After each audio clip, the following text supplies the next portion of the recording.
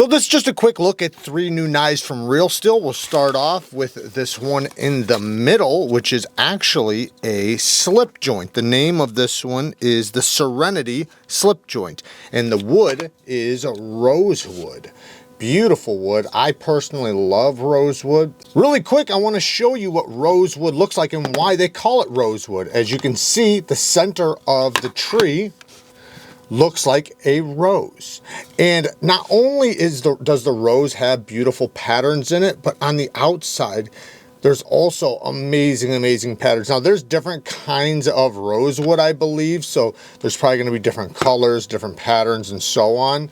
But it's a gorgeous piece of wood. It's very hard. I have made like handles out of this stuff and, you know, just different things. I got this one from Roatan, Honduras, and it's a beautiful piece of wood, or just a beautiful wood in general.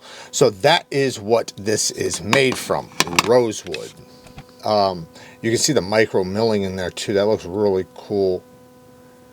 It does have a nice texture to it. You can feel it's not polished. You can feel the grain structure.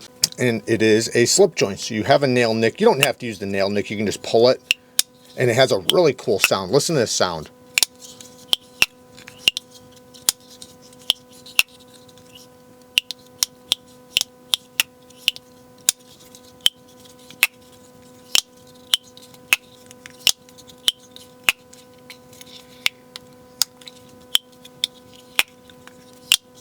Very cool sound. I love the sound of this. I love this blade shape. We have a harpoon drop point blade. I absolutely love harpoons. I love drop points. Beautiful swedge. This is N690 steel.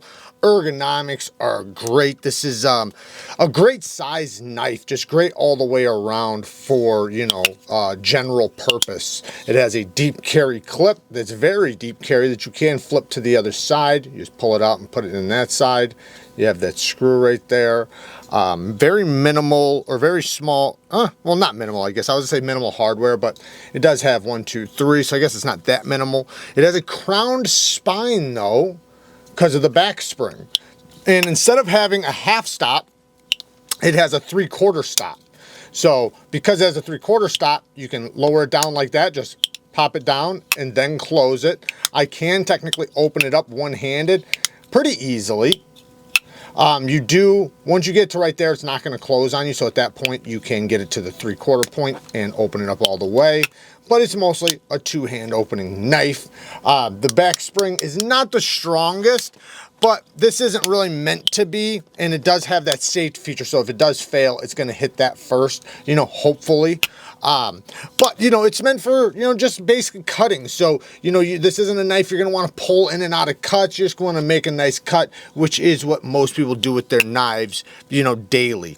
So, yeah, great geometry. I pretty much like everything about it. The only thing I would say that I dislike right off the bat, just as far as the first impressions goes, is the sharpening choil.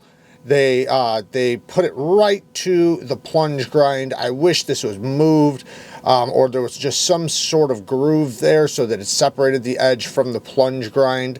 You know, it doesn't have to be a big gaping plunge grind so that it catches on things, but just enough where it gives me room to sharpen. The edge did come very sharp, has a nice blasted finish. The only other thing I would complain about is T6s. I prefer T8s. Other than that, you know, it is a very easy knife to open. So if you have, you know, maybe grip problems, or, you know, opening very stiff slip joints doesn't work for you and you like slip joints, this might be right up your alley, because this is very smooth. Like, I mean, super duper smooth. Very, like, you know, you can see I can do it one-handed, so that really says a lot. And the ergos and the size is going to be really good for a lot of people. Now, the next one is the liner locking version. So if you like the look of the slip joint version, but you don't like slip joints and you like locking knives, this is a liner lock. So, and with a front flipper. It has the same harpooned drop point blade with the beautiful swedge and N690 steel. This one is in G10. I'm not sure if they do this one in rosewood too. They probably do. Everything will be linked down in the description for you guys if you guys want to check out different variations or prices or anything like that. Same clip placement, same crowned spine, except for this one is not a back spring. That's just a back spacer. So this one has the liner lock, which has a little bit of access right there. And then the front flipper, it has, it's positioned and it's rose up, you know, or it's in a good position, whether it's the thumb, the reach over, or the side finger. But the jimping is a little bit slippier than I would like. Actually, the jimping's not too bad. I just wish that they brought it up all the way around. Every company that does front flippers, you should always, always, always do your jimping around the corner right here, because that makes it slippery right there. You don't want to have to go down here to do a front flipper. You want to be able to go right from the very peak of it, which this one works good. But I have found myself slipping off of it from time to time. But once you know it, I mean, it's great. So I'm not even calling it really a negative, but I would prefer the jimping to go up and around and would not make that area as slick. Then the one other thing I do wish, man, this thing is super smooth. I love the sound of this thing too. Listen to the sound.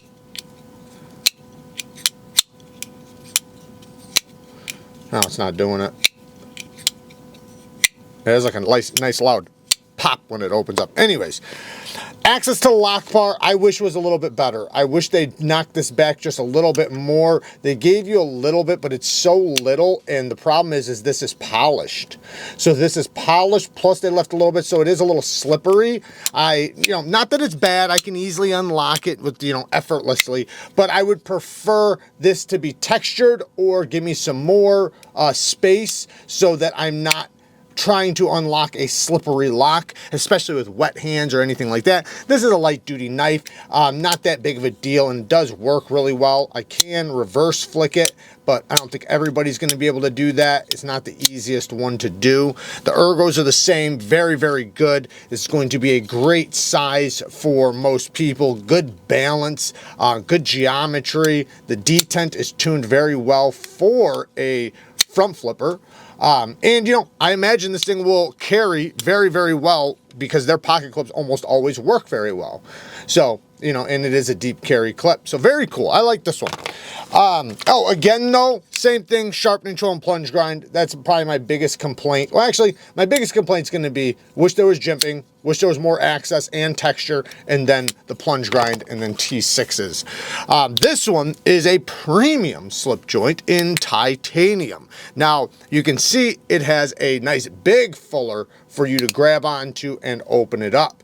It has a a trailing clip point blade in N690 steel again. This is a poltergeist design, and this is one that you can open up one-handed pretty easily.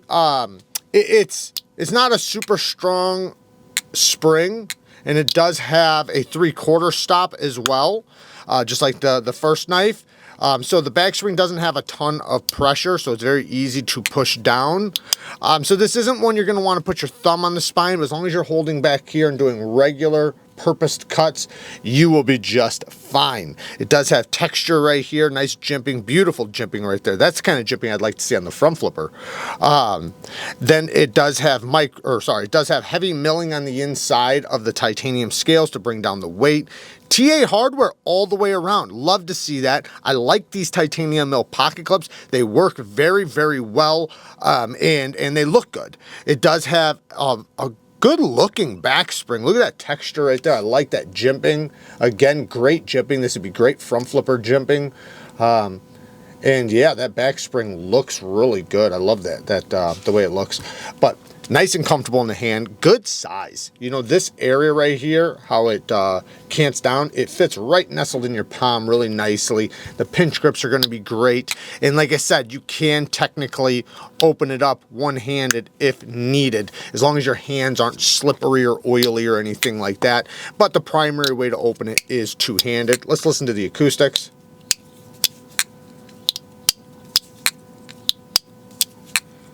Not bad. The first one was better though, but that's probably just materials and things like that. Beautiful stone wash. I do like this fuller. It does make for ease of pull. This is one that's very easy to pull. So, I personally prefer a knife that has a good, easy pull. I don't want to be messing around trying to get a nail nick. I want to just grip it and rip it, and this is definitely one of those knives. As far as negatives go, one is the sharpening choil and plunge grind. Once again, you can see they tried to do a choil, but what they didn't do is they put the plunge grind too close to the edge. So when you sharpen, you're probably going to still hit the plunge grind. You want to back the plunge grind up a little bit. You can see they actually hit it a little bit. It looks like, yep, they actually hit it just sharpening it themselves. It did come with a good edge though. Beautiful stone wash. And then the next thing is just that the back spring does feel a little, which this could be a good thing to some people, because a lot of people are going to want that nice ease of opening, which it does give you, and ease of closing. But I prefer the back spring to just be a little bit stronger. But you know, some people might prefer the lighter spring tension for ease of close.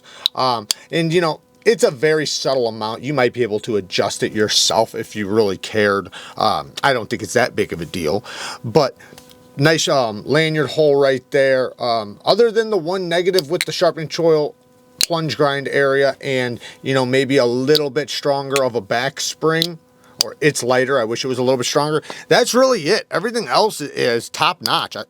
You know, N690, I do kind of wish, and this isn't really a negative, this is more preference. I do think that Real Steel should try to get away from N690 and lean more towards 154 CM, 14C28N, Nitro V, even like S35 VN, just because, you know, especially for prices. The steel N690 is a good steel. I'm not saying anything bad about it. I like the steel. It's very similar to like an AUS 10 CR. So that's kind of the camp I put it in. So since that's the camp I put it in, I tend to want the price to reflect it.